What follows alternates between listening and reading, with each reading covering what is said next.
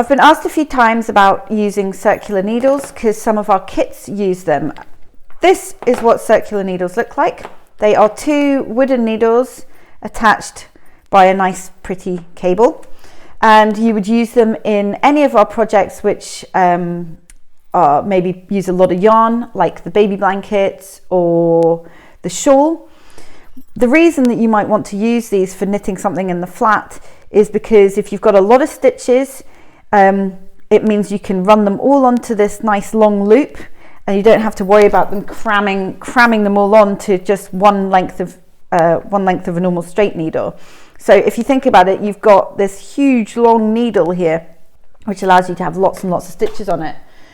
Use them in exactly the same way as the straight needles. So you cast on to one needle. What might happen is you might be casting on lots and lots of stitches, and because of that, some of your stitches will venture onto the cable here. Don't worry about that, because by the time it comes to knitting them, they'll be back on your needle.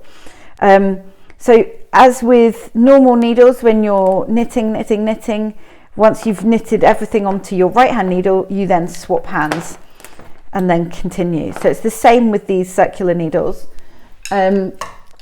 You'll see one of my friends here has been knitting a hat, but she's been knitting them on circular needles.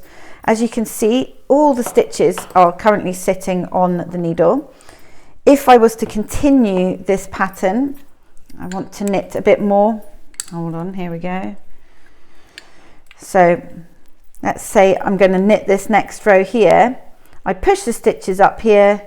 I don't have any yarn attached to it at the moment, so I can't show you, but you stick your needle in, knit, and all these stitches, you just push them along onto the nice wooden bit of the needle until you finish knitting, and then they'll all be on your other side.